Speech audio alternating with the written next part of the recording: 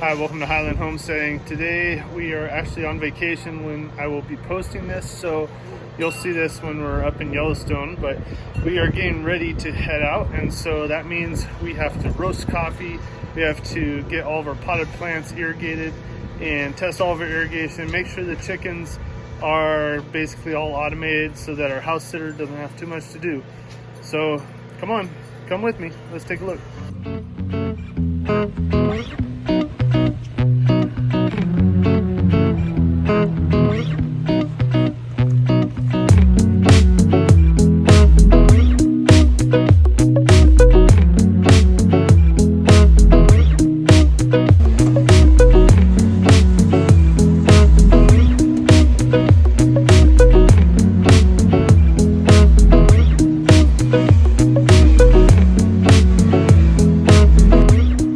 So as you can tell down here, we've got all kinds of potted plants, and we got one in a Lowe's bucket, some blueberries, some maple trees, a wisteria, and we're having to get irrigation to them all. So we've got this pipe down here, and that is a 1/2-inch drip tubing. Actually, it's not really pipe, but it hits our hot lips plant and a couple buddleias here, so we're checking out the irrigation for them.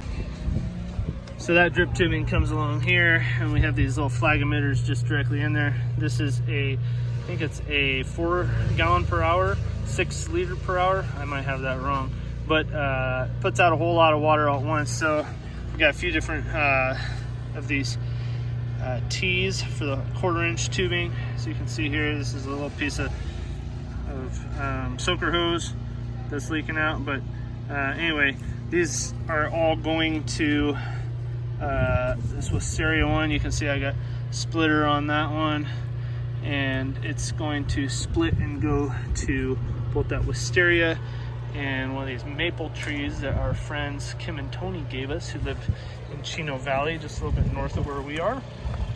So we've got another blueberry over here, blueberry in this Lowe's bucket that Kim and Tony gave us as well. It's an almond tree that my son Noah found in the compost that we're doing up, and so we got to do that. As you can hear in the background, my wife is running the chipper shredder right now because we need more of the wood chips that we have over here in the garden. So these wood chips that go in between all of our rows are our footpaths, and those wood chips come from that chipper shredder you hear. All right, so it's late in the day and we're trying to get as much done as we can. Hopefully you can hear me over my wife down there with the chipper shredder, but we've got a whole bunch going on in the garden, so let me show you this. All right, so right now we're testing out our Orbit irrigation system, or automatic irrigation system. Right now it's on station number 1. That's that station up top I was showing you with the potted plants, and we've got raspberries and things like that up there. I'll give you a full tour of those plants here in a minute, but it looks like it's about to go to station 2, so I'll hang tight here for a second. So this Orbit station, I think it ran us like 60 bucks, maybe 50 bucks, I don't remember, but it's got this 4-part manifold, and you can actually turn these off. Let's see, which way does it go? This way. When they point kind of inward towards the middle, you can turn them off. I don't want to turn them off because we're going to have number 2 go here in just a minute, but number 1 is this one, and that comes out here and it goes down through a 90-degree, and then it goes under here and goes up along there to all of our, there's some raspberries through there you can see. So you can see those flag emitters in the drip tubing, and then we have 1/4-inch drip tubing going up to them. But we are just double checking that. My friend Brian is house sitting for us. Thank you so much, Brian. We appreciate it. And I want to have as little for him to do as possible. So we have these going for 20 minutes right now. So here we go. Station number 2 is now going. And I don't know, you might be able to hear the water going through over the chipper shredder. But that one comes down here, and station 2 starts with this line here. And we've got emitters that are dripping. You can see them working. So it's all working well so far. We're trying to figure out the timing of everything. We just set this up Actually, we set it up about a week and a half ago, I think, but we're still working out the kinks of it. So I'll tell you more about that in a future video. But this is just kind of us. I'm in the middle of us just scrambling to get all this stuff situated. But we actually, just a preview of the video to come about our irrigation is that this plant was just planted today. This is a purple basil. So we're excited about this one. It's gonna be awesome. Maybe my wife Danielle will make some of that pho Vietnamese noodle soup that we love so much and miss from living near the city. But we ended up having to end the line here. They used to go outside the garden bed through this avenue to strawberries and asparagus over there. But right now we had to cap it because we were low on water pressure, and I'll discuss all that in full here when we get back from our trip. But anyway, I wanted to just share with you guys what's going on with us as we get ready to go.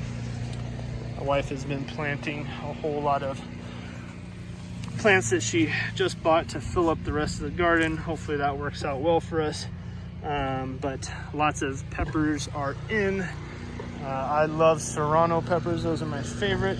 If you guys have a favorite plant that you grow in the garden, leave us a comment below. We want to get to know you guys a little bit more. So let us know. We got lots of lettuce. We actually just harvested a bunch of lettuce. So lettuce, peppers, onions, arugula, more mixed salad greens, more lettuce. Got more peppers down that way, habanero and jalapeno, and I think another serrano down there. Got our potatoes over there, some more greens, and I think some red cabbage or something. Let's see, yeah, I was right, red cabbage. I'm starting to remember all these now. We got some of the scarlet kale. Anyway, I just did a tour of the garden for May. That was last week, but if you want to go and check that video out, you're welcome to it. But we got a lot going on in the garden, so I can't wait to see what it looks like when we come back, as long as this irrigation works out for us. So we're doing 20 minutes per station, like I said, and we're gonna add some wood chips to these rows. That actually does hold in a lot of moisture. We did a lot of research before doing that, and basically it comes down to the fact that, you know, you've got to walk on part of your garden if it's any bigger than those like 4x4 or 4x8 garden beds, because you just can't get in there and garden, dig it up, harvest stuff, all that kind of stuff with your hands if you don't have somewhere to walk. So these are roughly 30-inch rows for the most part. That one's a little bit thinner with the tomatoes on it. But anyway, these wood chips really help because, let me see if I can even show you here. So if you dig down, it's like compacted mulch, right? Okay. That stuff breaks down over time and it becomes real fertile soil. So our plan is to actually use the bottom of that mulch every maybe a couple years, dig it up and replace all of it, and put all that in a compost pile to compost with other stuff. The stuff on the very bottom we might actually just be able to use straight in the garden, but it does actually help retain moisture as well. So these beds, you know, this is where you can see the water drips down on the surface here. There's not much water to show for, but you dig down a few inches and you definitely will see that there is some moisture down there, and you can feel it with your finger. Usually it's about to that whatever that's called, the second knuckle, I guess, right there. So it's not too deep, but the top becomes almost like a mulch of sorts, and the water really goes down, and then it can actually go down into these beds in between, or these walkways in between. So having mulch on there really helps to prevent evaporation, and of course it's getting compacted. So anyway, I've got stuff to do, so I will probably end this video here.